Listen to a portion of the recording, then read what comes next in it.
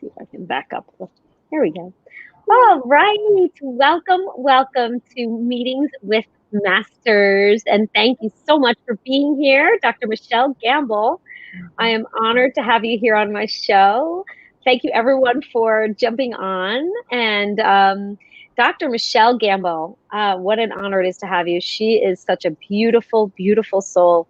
She's an author, an educator. She is a mentor, a speaker who specializes in assisting people with chronic illnesses to transform their health. I know that she works in mind, body, and spirit, and she's a soulful leader, holistic healer.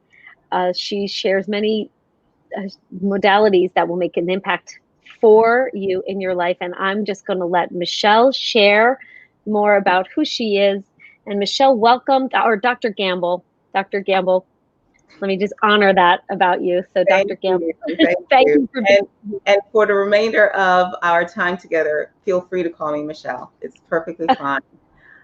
Gina, one of the things that I love about you is just that warmth. In terms of telling you a little bit more about myself, I am a mover and a shaker, a healer and a revealer, because we live in a world that is filled with a variety of different systems that prey upon the vulnerability and the unknowingness of individuals, whether it be the educational system, the political system, our financial system, our social services system, our legal system. They have a tendency of putting politics and power and profits over people. And that is something that I have striven to buck the systems all my life since I was a little girl. My mom will tell you she was always the one who was always asking why, always getting on my nerves, always questioning everything from I was a little girl. I never went along with traditional authorities, with whatever people said. I'm always the one like, but why? But why? I don't know, and that is one of the things that I love to encourage people to do. I've also been a classroom teacher for over 25 years, and I love those students that would always ask why. They would drive other teachers crazy, but I love that spark of curiosity, that spark of audacity. And I always taught the older kids, so your middle school, your high school, your college level, because those are the kids that they always have a knack of quote unquote getting under your skin, because they will not settle for just what you say, especially in this generation. Gone are the days where the younger generation would simply follow what the elders are saying just because they were older. Yeah, right. Have you ever experienced that? No, I certainly didn't experience that with my 5 children. Exactly the opposite. It's like if I say the sky is blue, they're like, no, mom, it's red. I'm like, okay. Oh, yeah. There's a little bit of knowingness that they have. Exactly. Right? Just a little. They know everything. But see, that's the beauty that is stomped out of us at a young age. And so many of us graduate into adulthood and we are compliant and complicit. We are afraid of asking questions. We're afraid of even believing in ourselves. And that is what I have fought against all my life, especially in this area of healthcare and in education. I fight against people not having the power to be advocates for themselves and for the ones that they love. So what I strive to do is to educate. And truly, the word educate means to lead out of. Unfortunately, we have this misperception that education and doctoring has to do with indoctrination, and a doctor telling you what the problem is, as opposed to listening to you and pulling out of you what the issues are. So we go to a doctor and within 10, 15 minutes, they have a label, a diagnosis, right? And they're like, they just know it. Yeah. Okay? And they go from there. The same thing in the educational field. Unfortunately, so many of our children are being labeled by little checklists that teachers devise or psychologists devise or whatever. Very rarely do you find professionals in these spaces who will go on a deep dive and say, why is Johnny behaving like that? What's going on? Yeah. Because Right.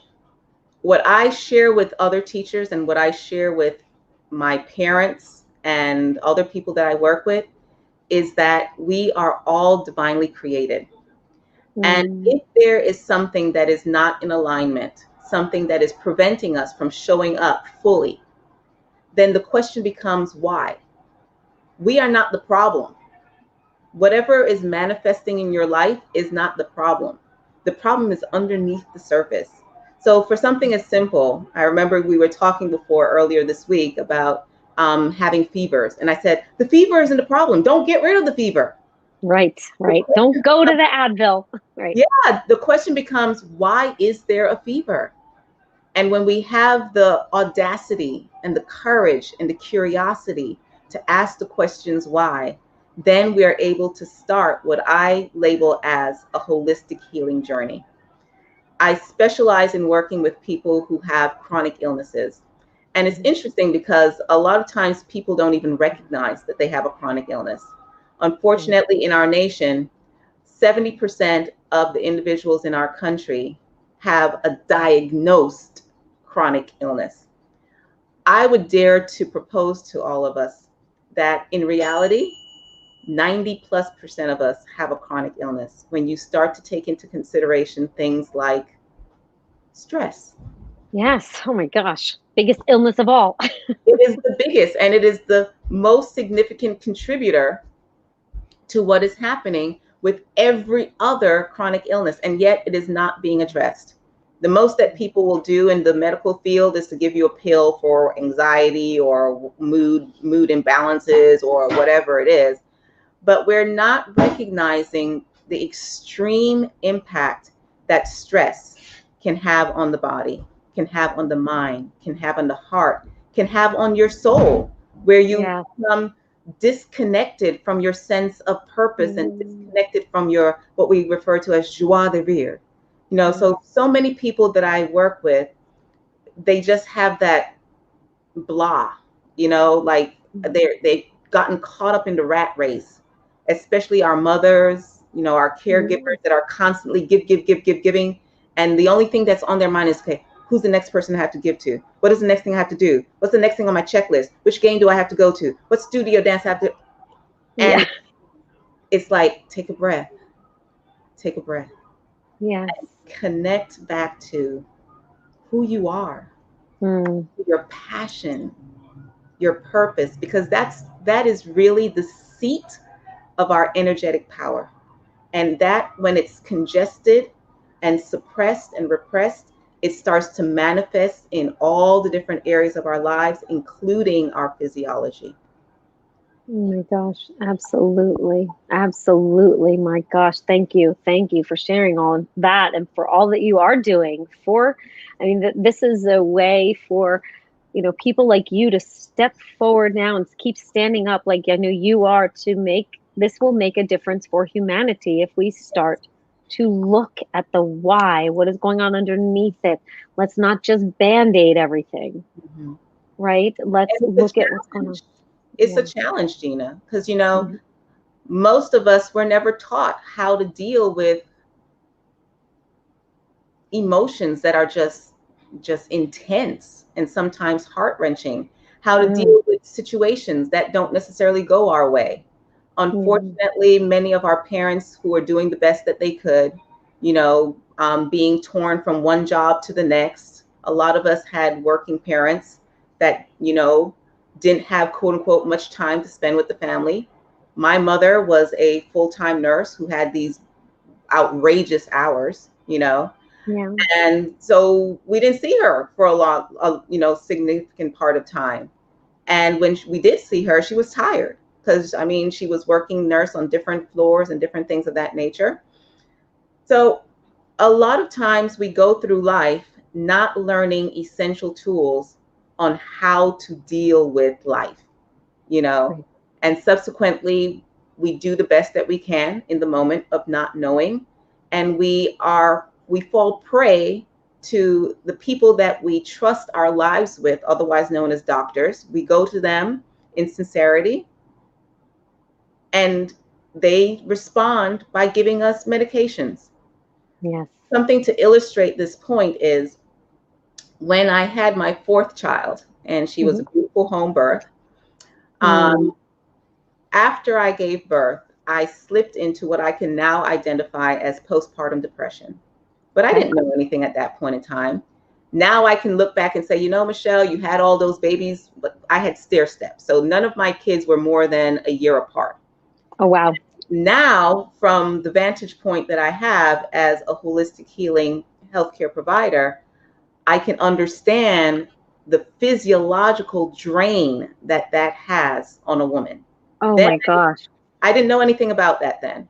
So after her birth, it was just bizarre. You know, usually I'm like full of zest and energy, but then I had slipped into this just blahness and anger and frustration, and I couldn't bond fully with her. You know, when you look at this beautiful little baby and you're like, why is it that I don't feel all that mushy mommy stuff? You know, I just felt rage and anger and frustration and overwhelm, extreme overwhelm, because all of my other ones were little people too. You know, one was still in diapers, the other two was relatively young, and my then husband was in the Navy, so going out to sea, and a chaplain, so you know, a minister who's always tending, quote unquote, to the flock.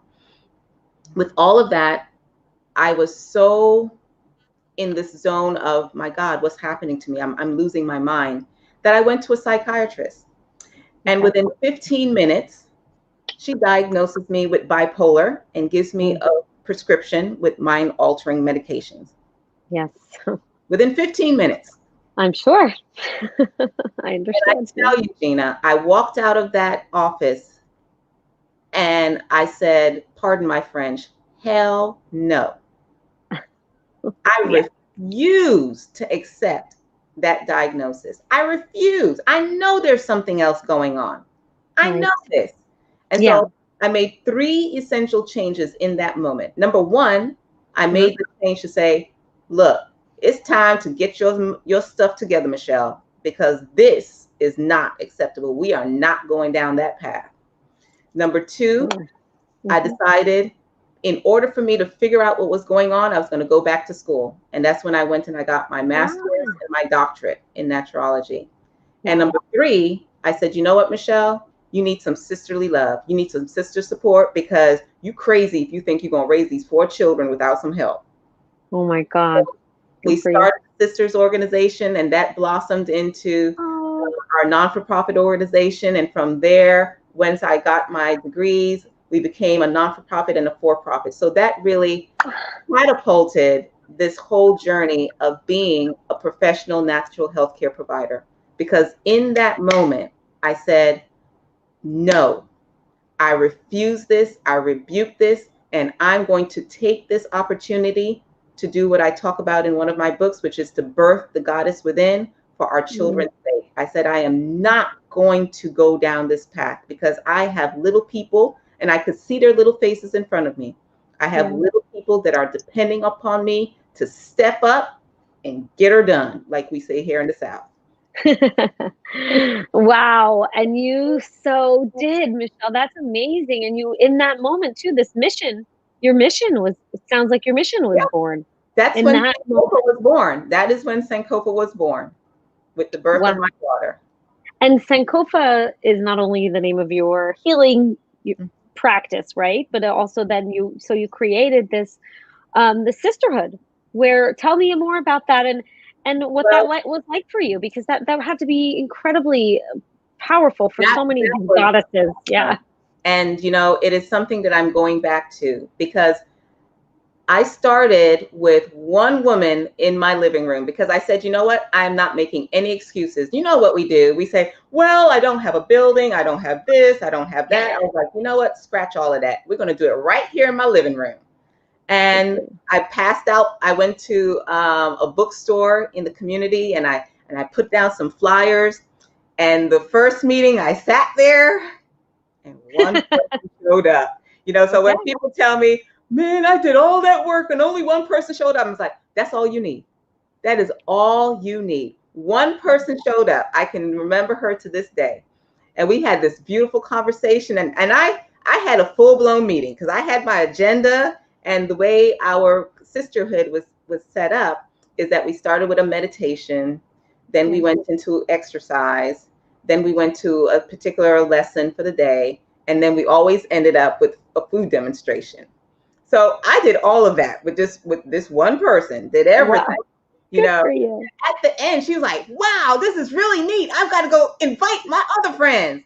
And it just blossomed from there. By the time I left Jacksonville, about 1.5 years later, we had over 50 families in our sisterhood. We had a homeschool co-op, a childcare co-op, an elder care co-op, a food co-op. We would take the kids on trips. We actually had someone come in and train us to be doulas, and then we went out and we were doulas for homeless women who couldn't afford doulas. Wow. You know, that's so amazing. Yeah. So amazing. Absolutely amazing. And now I'm going back to that. I'm going back to those roots of community service, because there is that recognition for me that business does not mean anything without community. You know, I love working with my one-on-one clients and things of that nature. And at the same time, I am starving for that sense of being immersed in the community. So where that is going right now is that we have once again vamped up our non-for-profit. It's called It Takes a Village Ministry. And we are literally hitting the road. I said, Corona Smorona. I don't care what it is. I'm getting on the road, and we're going out and we're doing presentations. If I have to be in somebody's living room and it's just one other person and myself, that's what it will be. That's because right. The power of sisterhood, the power of community is so essential to the healing process. What has killed us more so than the virus, I believe, at this point in time, is the fact that we have allowed our government and crazy folks to separate us, to convince us that we are Trojan horses to each other. When in reality, it is that power of community that gives us the strength to heal. It's that power of community that gives us the education that we need. So a lot of people are doing poorly right now because they're not aware of simple things that they can do to boost their health. They're not aware of simple tests they can do to find out where their weak areas are, where their risk factors are, to strengthen their physiological being so that they are less at risk for complications with something like coronavirus. And that is why it is critical for us to revamp, re-energize that ministry, which is It Takes a Village Ministry. That is, wow, that's beautiful. I love the name. Somebody, I think it says Facebook user. I'm just going to mention the comments. I have a feeling it's my friend Dana Lysigang, who's been in a wheelchair since she's 19, and I can't wait for her to meet you. Dana, if that's you, please say so. She says, come to my living room. Amen. Verse of God. She says, you are like Louise Hay. I think this is her. Ashley Perez says, love your story, Dr. Michelle Gamble. Nice to meet you and hear it. And yeah, because we're not, we need this. We need this community. We need each other we need to elevate and celebrate each other, which is what I say that all the time, but that it makes such an impact. That makes such an impact. It makes all the difference. And you know, Gina, the reason why this came back to me is because, and I'm just going to put it out there, I lost my way. I really did. And in the midst of losing my way, I ended up losing one of my daughters to the social services paradigm. When that happened, I had that reality check that I need community. We need community. Because when you decide to advocate for other people, whether it be your parents who may be in a senior citizen home, or your child that's in the school system, or in my case, my daughter who I adopted, whenever you choose to advocate for your loved ones, know that you will be targeted You will be. If you're going against the system and the system is saying to go left and you're saying, no, I love my mama, I love my daddy, I love my uncle, I love my daughter, I love my son, I'm going to go right. As soon as you say that, you are going to be targeted. Subsequently, it is a matter of survival that we come together, that we provide that sisterhood for each other, that we provide that support. When I was in the courtroom alone with all these lawyers on their team, and I had a public defendant that didn't even know the difference between A1C and fasting blood glucose.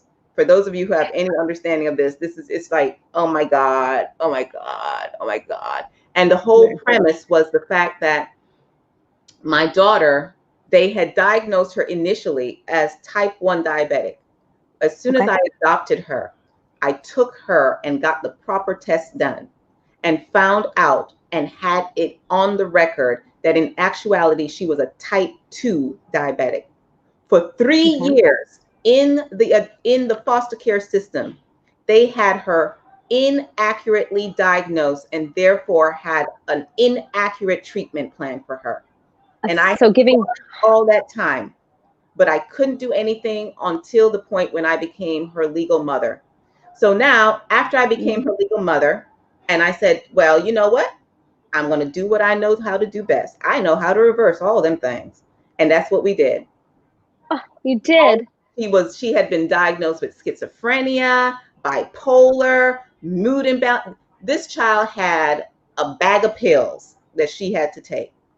And over the course of 2.5 years, we reversed all of that. Really? All of that. Yes. I love that. That's why I can't stand the labels. It's like, you are labeled as this, take a pill. You have ADHD, take this. I can't stand it. I can't stand it. I can't stand it. It's why I became holistic over 21, years ago, way before my daughter died. It's just I'm so with you, and I thank you for standing up for yourself and for your family. Well, see, the thing is, when you do that, like I said, Gina, you have to make sure you have the proper backing and support, which is what I didn't do. So I pretty much put a bullseye on my back, and she was phenomenal. She always had, behavioral issues because she had been in foster care all of her life since she was 2. I adopted her when she was 15. And so as soon as the judge who had granted me motherhood was off the bench, they swooped in and did their little shenanigans and were able to take her away from me. Why? Because you weren't doing what the original doctors said and following the diagnosis. So that's what they said, that I was medically negligent. Now, keep in mind that under their care, she was only 5 feet tall. She was 5 feet tall, and under their care, meaning the foster care, she had gotten to the point of being almost 180 pounds. Her A1C was through the roof. She was taking 50 million different medications, right? And when she was with me, she had gone down to 100 pounds, which is where she needs to be, which is different because most people, especially in the South, they think that you have to have all kinds of chunky meat on you. So she was slender, just like all of my biological children, like myself. If you look at me, I'm very slender. And she was active. That child could outrun me, outwalk me any day. In fact, she was always running and like one of the fastest runners in her class and all those types of things. But when they swooped in and said, oh, you're not taking her to the endocrinologist, you're not giving her this medication, that medication. I'm like, she doesn't need it. She doesn't need it. When they tested her, they tested her, her A1C was 6.5, which is phenomenal for somebody who has been diabetic for so many years and who is on no medication. 6.5. She was off of all of her psychiatric meds. She was the gem of the classroom. Always a behavioral issue, but that's just behavior. But all the hallucinations and psychosis and all that kind of stuff, gone. Within 1 day of them taking her from me, within 1 day of she became catatonic and then psychotic. No, because they broke her heart. Within a couple of weeks, her A1C was up to 9. And within a couple of months, she was back to 180 pounds. Oh my God, Dr. Gay. Oh my gosh. So that is why I'm saying to you, Heartbreaking. Gina, that we have to come together as community. And that's why it's so Yes, we critical do. to me that I work with people and their medical doctors. I say, look, I want you to be empowered. So I teach my students how to read labs. I teach my students what it means, what the implications are, so that when you walk into the doctor's office, you know what you're talking about and you can start to advocate for yourself, because it is essential that we make our healthcare providers recognize that they work for us and That's that they right. need to listen to us. They are supposed to be on our team. And especially if you have insurance, you need to make sure that your healthcare providers, your medical providers are listening to you. Yeah. It is their duty. And I can't stress this enough. If they don't, fire them, just like you would fire anybody else, and go somewhere else. We've That's got to right. send a message to these people. The same thing with teachers. I Yeah. homeschool my children because at a certain point I was like, you know what? I just got to fire the whole school system. Do it Yeah. myself. Now, a lot of times you don't have that luxury, because later on as a single parent, I didn't have that luxury. But guess what? I was always in the office. And in fact, when they saw me, they're like, oh crap, here comes that Gamble chick again. Yeah, that's right. In That's fact, my right. children, it got to the point where my children was like, look, Mom, we'll handle it. We'll handle it. Don't come to school. Don't come to school. Like, okay. Good. Yeah. Yeah. You Yeah. know? Yeah. They became Yeah, empowered. It empowered them exactly. to yeah. Exactly. Because when you stand up and you say, stop, I refuse to go along with this, Yeah. that is when they start to recognize and start to make changes.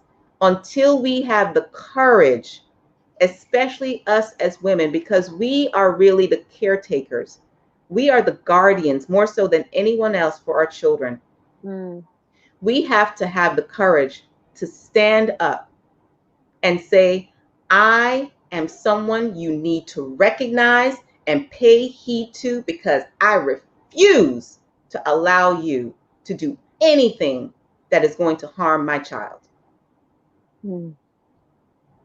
And we need to support our sisters as they do that. And so that's what I Mm. would do. I would go into people's IEP meetings with them, and I still do to this day. I will go to the doctor with people, whatever it takes. I will be there. Just like I would go into the hospital with these women when they were giving birth. And sometimes I would have situations where we had situations where the nurse would come in and the doctor come in. Oh, you've got to have a C-section or else you're going to kill the baby and you're going to die and the baby going to die. I'm like, stop, get Good out, for you. Oh my get out, gosh. get out. And I would sit there with this beautiful woman who's about to become a mother. And I said, you know Mm. what? Let's just breathe and let us pray. And I want you to ask the only person here who knows what you need to do, which is the Creator. Mm. I don't care what the doctors say. I don't care what the nurses say. I want you to know that I honor you and I honor the spirit of the divine that is inside of you. And I Mm-hmm. want you to know that that takes precedence over any alphabet soup there is. I don't care what the degrees are. I don't care what the letters are after that person's name, in front of that person's name. It makes no difference. The only thing that matters is your connection to spirit, and Mm. that divine intelligence, that divine wisdom that especially we as women have. You know, Mm-hmm. sometimes we Yeah. call it intuition, we call it heart intelligence, whatever Yeah. it is that you want to call it. Yeah. We know in the heart of hearts, you know, when you look at your child, you know how precious he or she is. You know this. You know when sometimes you go into the doctor's office and something they say, it just doesn't resonate with you. And sometimes we're bullied. Oh Plain my and gosh. simple. We're bullied into doing things that are not in harmony with our spirit. And that is what causes us dis-ease. Yeah. It becomes so confusing. It's so confusing because, then you go like, wait, maybe they're right. Maybe that's what I'm supposed to do. It plays with your head and your heart, and it's so true. And if people can start, and I know you teach this, and working with people to get into their heart and to start to connect with their inner healer, their inner creator, their own healing, and connect with their heart. And I know you do the brain heart coherence and the heart math and all of these incredible modalities that you use. And I'm just I think people are finally standing up. I think if it's okay, I can just share 1 minute of, my story when my daughter was diagnosed with leukemia over 21 years ago and died 5 months later. And the doctors, one doctor said it was due to, he believed it was due to vaccines, but he said, I'm only telling you that because you're holistic, but I can't tell my patients not to vaccinate their children. Don't say anything. And he was the pediatric oncologist.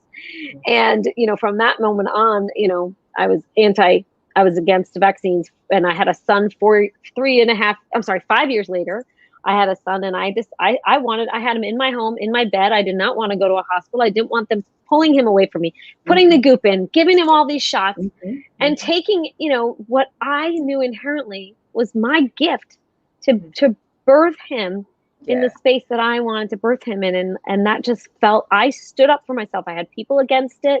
People were scared because I had lost somebody to cancer, I was not scared. I didn't want her I didn't want to be in the hospital because there was so much more pain in that hospital, and people, telling me what to do, and telling me all these things I had to do.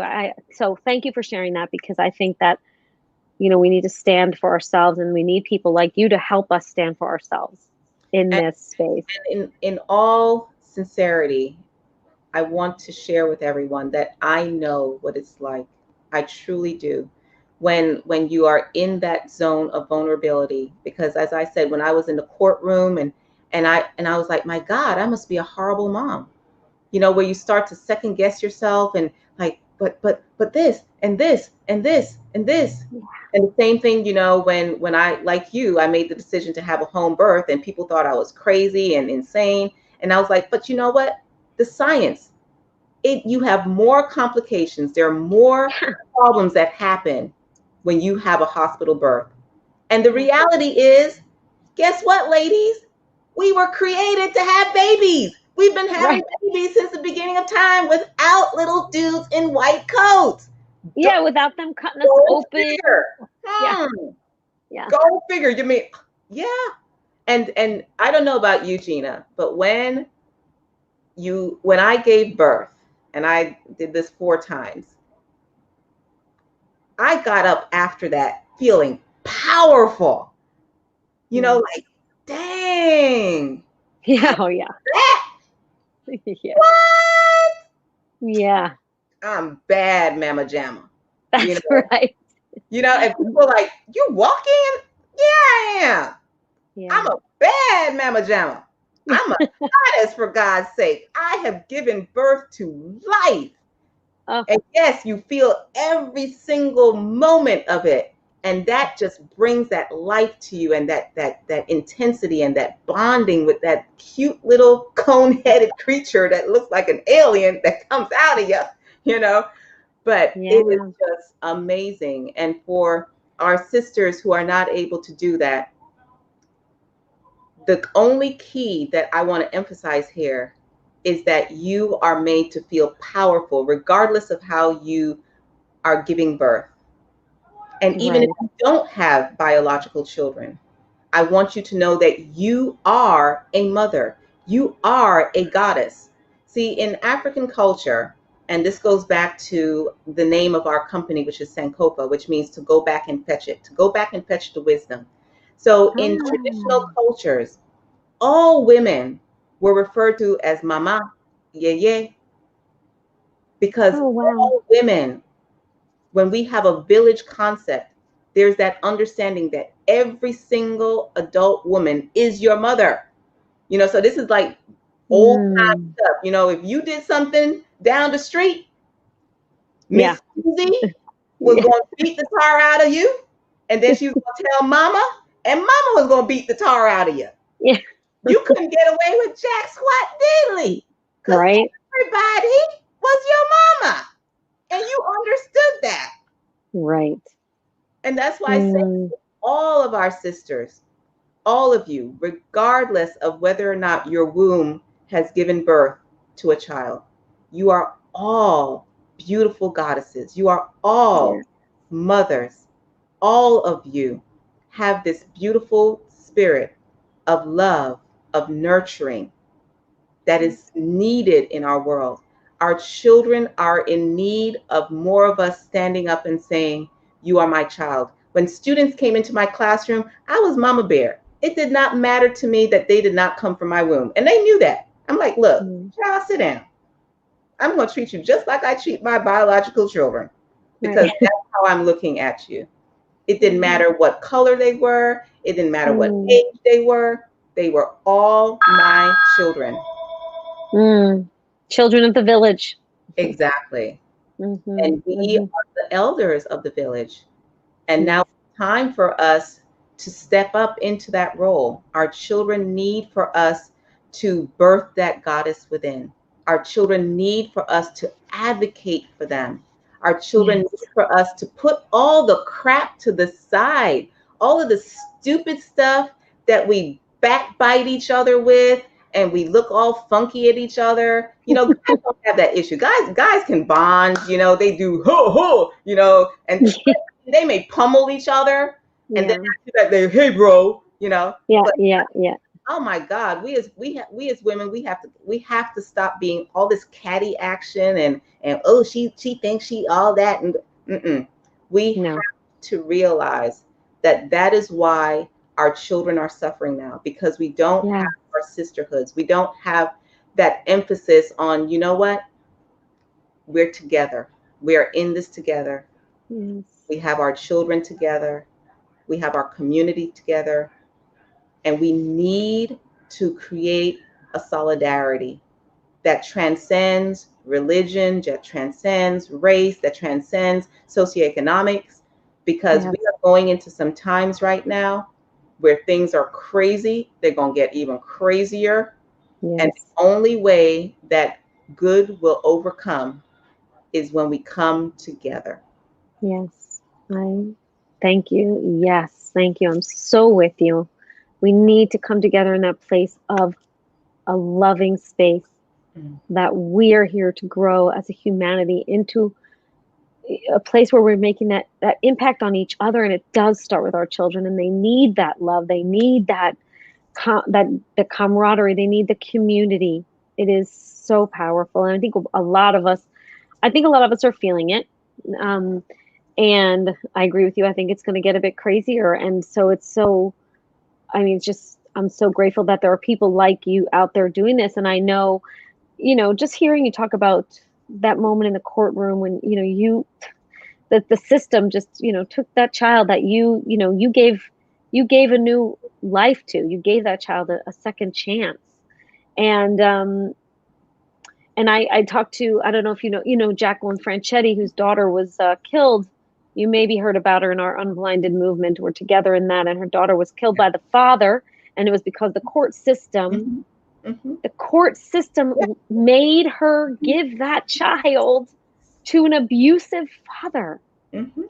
And I interviewed her last week, and so it's just like hearing you. And the week before that was a woman who was child trafficked, and all of these pieces, they all matter to Yes. that if we're not creating this village that children are surrounded with love from us. Mm. And that we are supporting each other. Right. That is what's key, to realize that none of us can do it alone. And it is easy for us to point fingers at our sisters to say, oh, she should be doing this, and she should be doing that, and she Mhm. should be doing that, as opposed to saying, how can I help? Yes. I know Yes. it's overwhelming. How can I help? Even if, and that's what we were emphasizing in our sisterhood, with things like the child care co-op, where we said, you know what, if you have to go off for a job interview, we'll come and watch your kid. If you have to Yeah. have a little, date night with your husband, have the kids come over to my house. Yeah. You know, if you see Johnny doing something funkadelic, you step in and you say, look, I know your mama. You know she's not going to put up with that kind of mess. Mm. And when people start to go after our sisters, before you jump on the bandwagon and say, oh, what a horrible mom, ask yourself, what's going on in her world?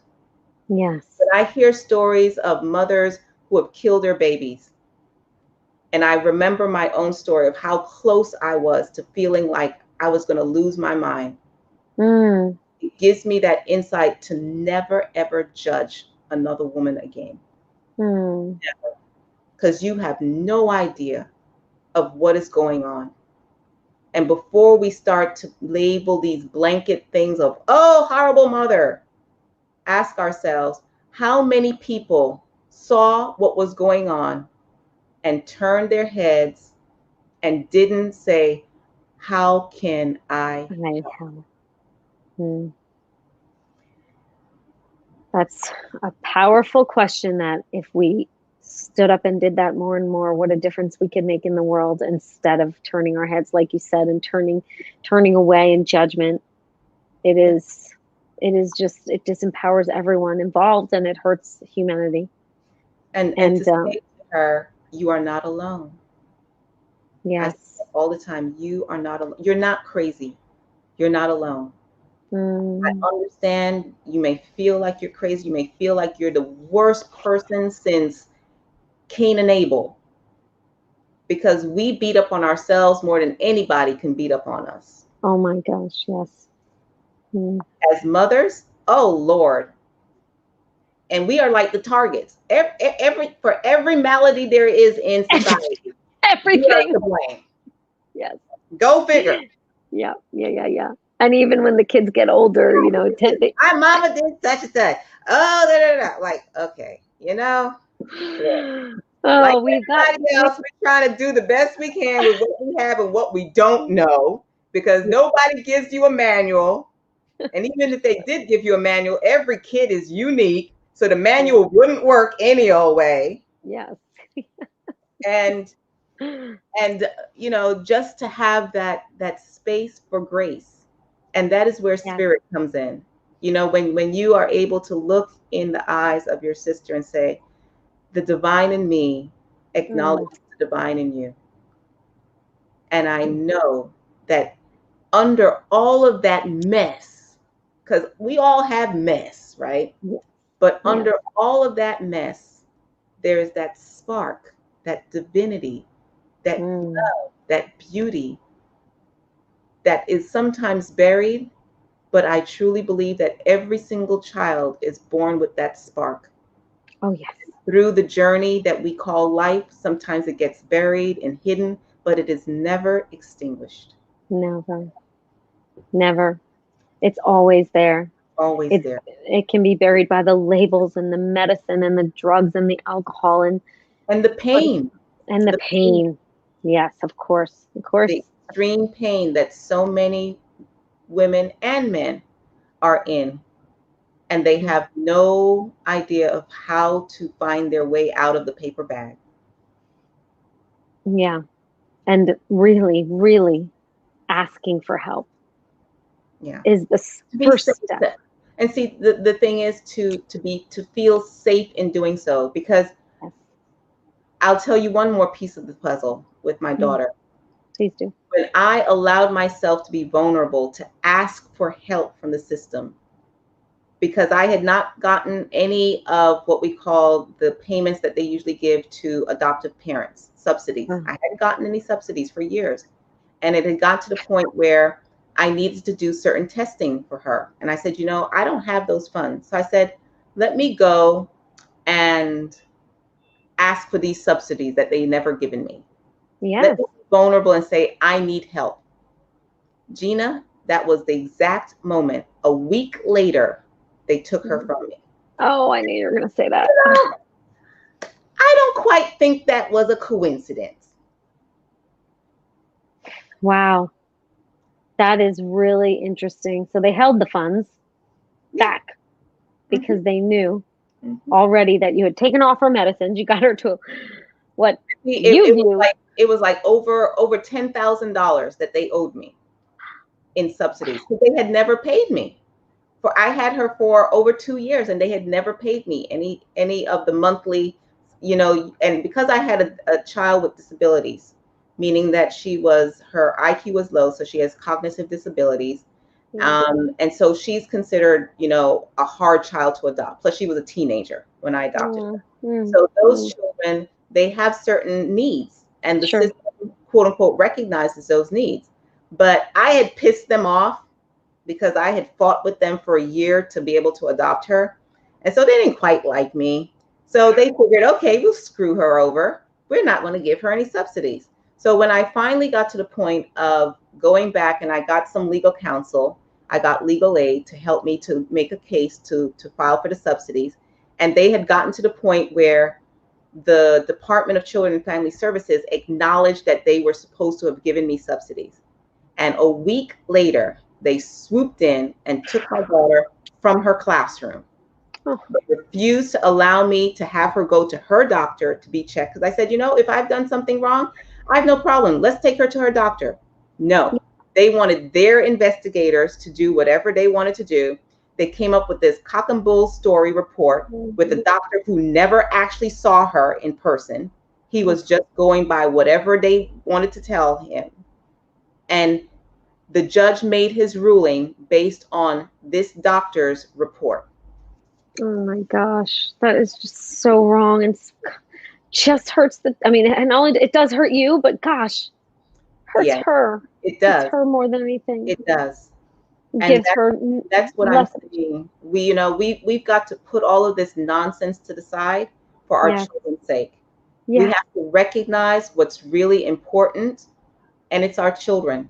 When you look into the face of your child, that is where you will get the strength to do what needs to be done.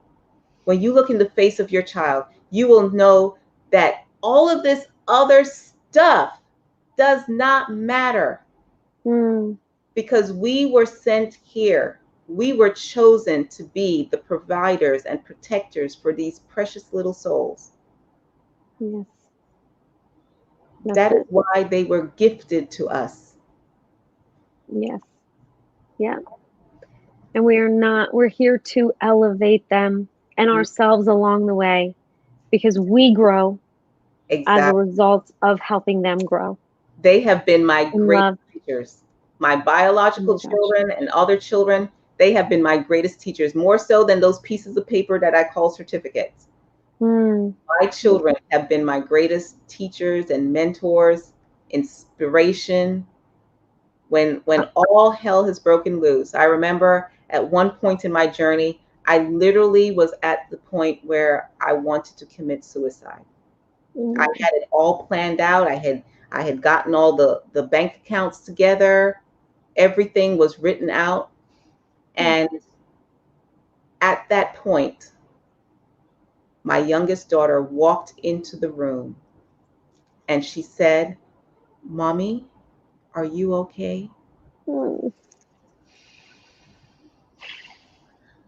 And Gina, I swear she was the angel. Absolutely. She was the angel that talked me down from the ledge. And that's why I'm sharing with you and everyone on this call. It's time. It's time for us to birth the goddess within. It is time for us to do whatever we need to do by any means necessary for our children. Yes. All of our children. All of our children. Every child. If you are not a parent, you can look at the eyes of other children out there, these innocent children stuck in the middle of this divide. Yes. The casualties of war. Yes. The unspoken casualties of all this nonsense.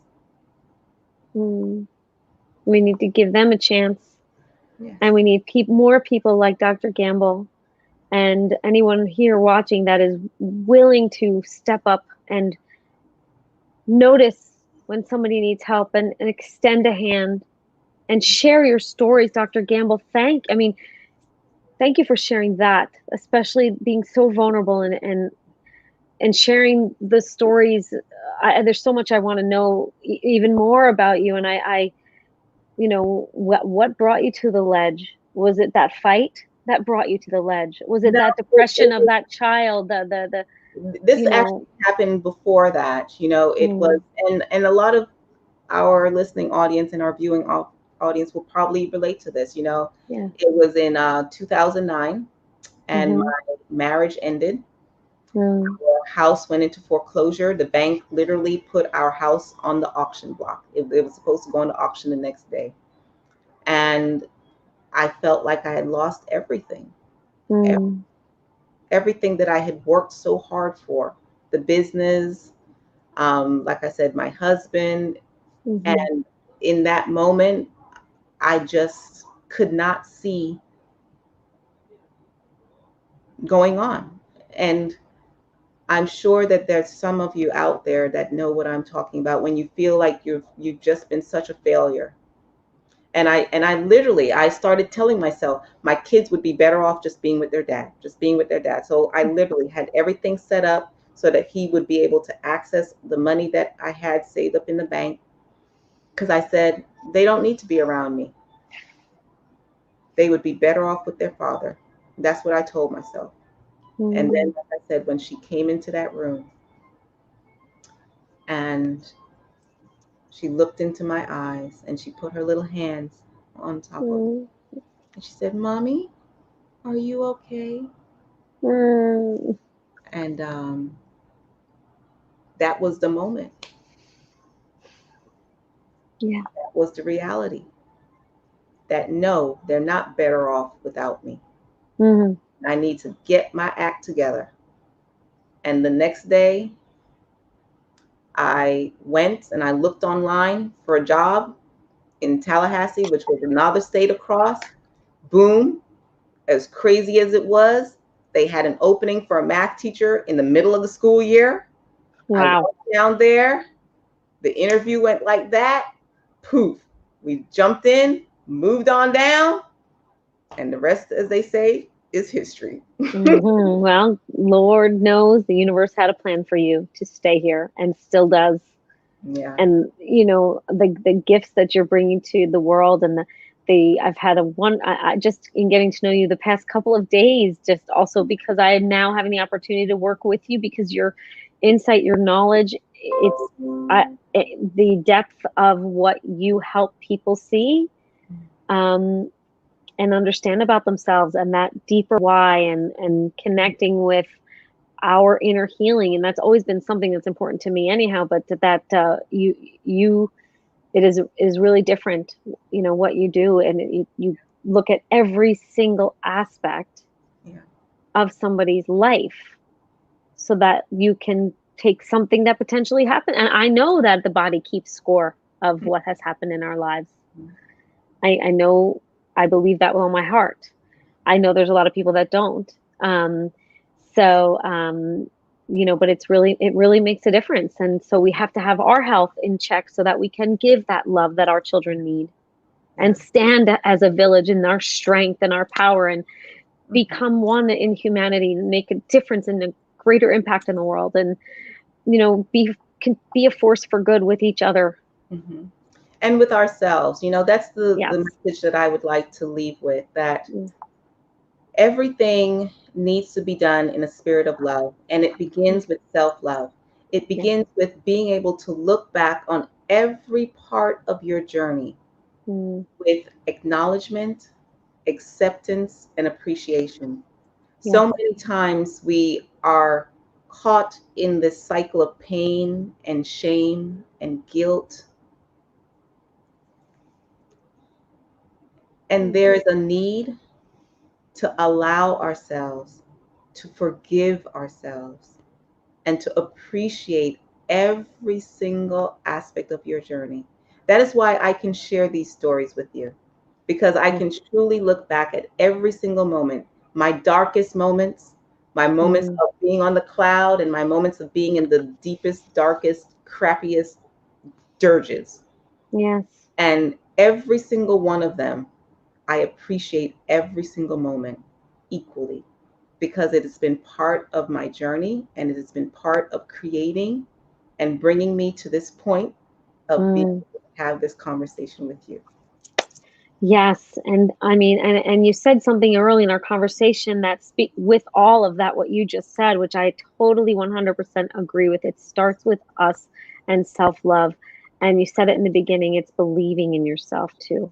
Mhm. And believing in ourselves, like because we get told so many things, but we have to have that self-love enough and the courage to love ourselves enough, to believe in ourselves enough, Mhm. and Mhm. that our journey is our power.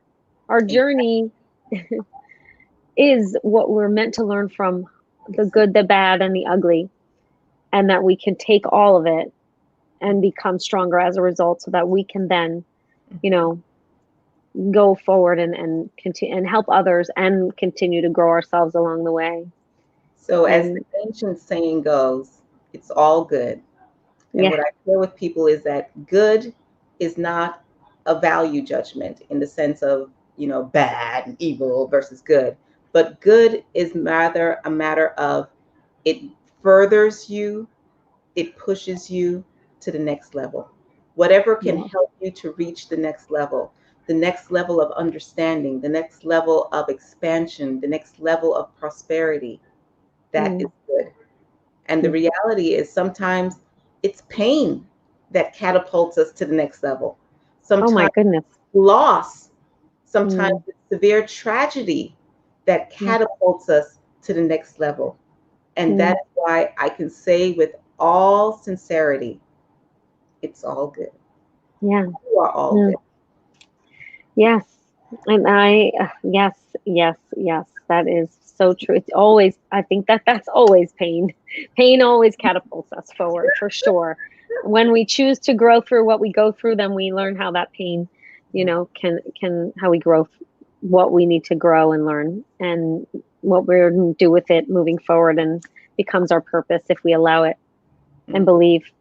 But okay, Dr. Gamble and Michelle, I'd like to say both because in this moment, before we go, Yes. because there's so much more I want to know about you, I really do, and I want to do this again. But in this short time, if you could just, if you could share how you work with people, Hmm. so that people that are watching who want to know, first of all, we'll share a link to your website. Hmm. Um, Afterwards I'll put it in here, and what you do, like how you work with people so that they can reach out to you, because I mean I had the most amazing call with you that it was 100% like, yes, take me through my journey to healing everything and the autoimmune things that I have and all of that. So yeah, please can you share a little bit about that, and then I will Well, promise I'll let you go.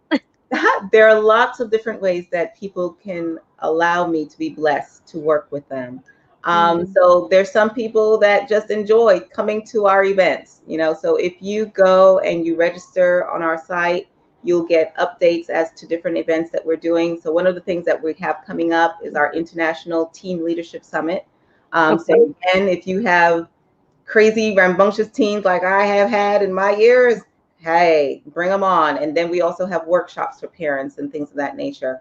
Additionally, if you text Heal Now Hmm. to the number 66599, again, Heal Now, text it to the number 66599, you'll be automatically able to enroll in our free 3-day mini course that's entitled Heal Thyself. Um, Mm, I also have 2 books that are published on Amazon. One is called Mommy, Birthing the Goddess Within for Our Children's Sake.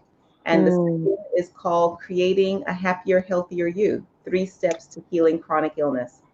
So mm. some people also choose to work with me in our group sessions and our group mentorship program, and other people choose to work with me one-on-one. But I would just like to start by having a conversation.